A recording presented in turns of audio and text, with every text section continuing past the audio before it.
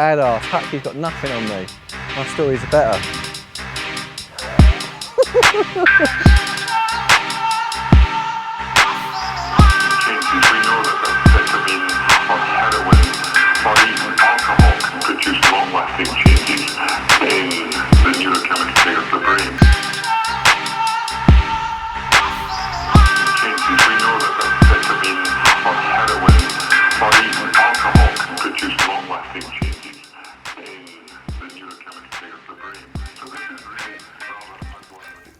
Well, welcome to the Orient.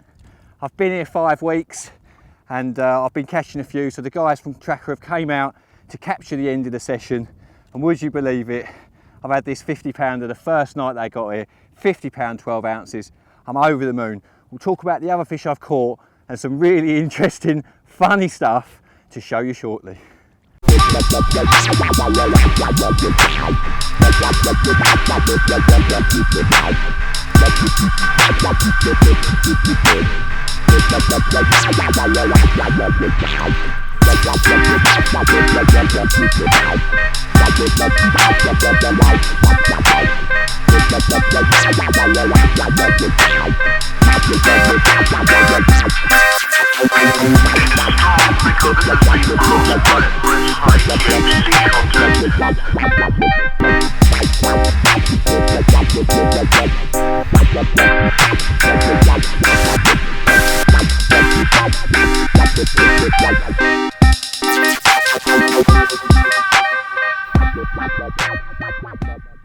Well, this film has turned out a little bit different to how I planned, you know. You've just seen that lovely 50 pounder, but I'm going to take you through the whole session and how it's come to this point where I've had to leave a bit early. Well, to start with, I was very naive, didn't really know the lake very well, and I plodded on fishing to the back of the weed. I tried various areas and I just couldn't locate any carp. I was catching relentless amounts of tench, and I'd been here a month nearly, I think. The first one I caught was from a boat, you know, and that sort of told me everything I needed to know, really. I'd gone out in the boat with pull forward, fished out a day session near the dam wall and caught a lovely 36 pounder. Sat fishing the bank. Paul managed to catch a wicked 60 pounder, you know, a fish of a lifetime, an incredible scaly carp, and that gave me confidence that the fish would come close enough to the night zones to catch them.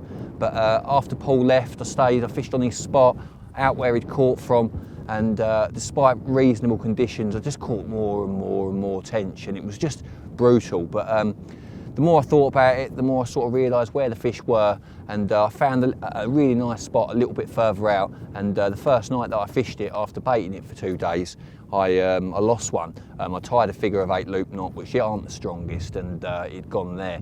But that bite gave me loads of confidence in that area, and from that point on, literally the last 10 days have been crazy fishing. I've had 15 in total now.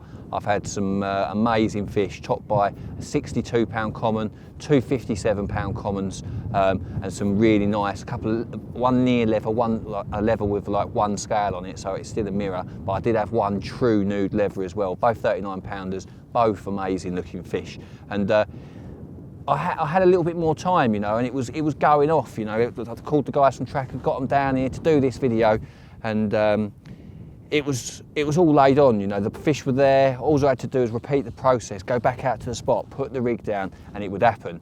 But I'm not sure if it was jealous French anglers. I'm not sure if it was local kids or what.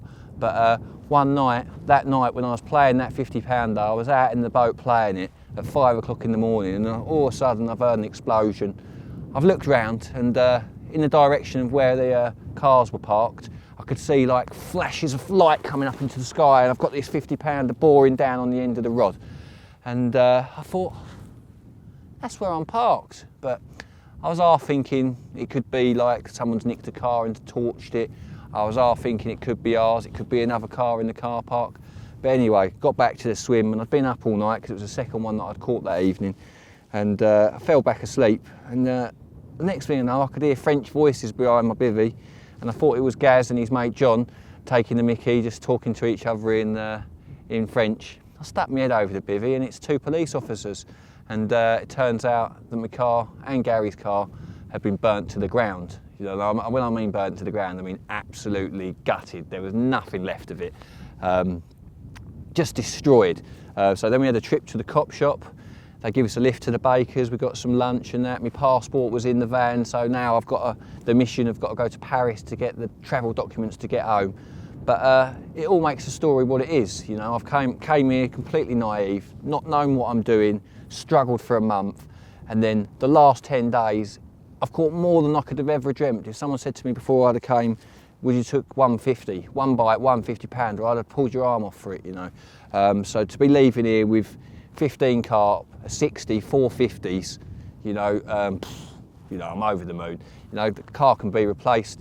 You've just got to laugh at it, you know. If it is jealous French anglers, then that's real sad, you know. It's a real shame if that is the case. But I'm not insinuating that is, because it could easily be just kids or whatever. But it's not the point, like I say. The car's insured. I've had an amazing adventure on one of the probably the toughest lakes, one of the toughest lakes in Europe, and I can't wait to write this tale up and tell it in a book, because it's a story of a lifetime.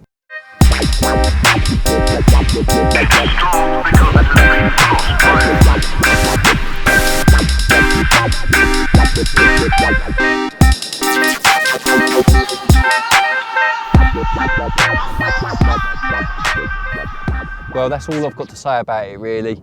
The adventure's over. Woolly hat's coming off, and the old Captain Pugwash, Captain Pecky, going out across the Orient one more time, back to the van, and I will be back.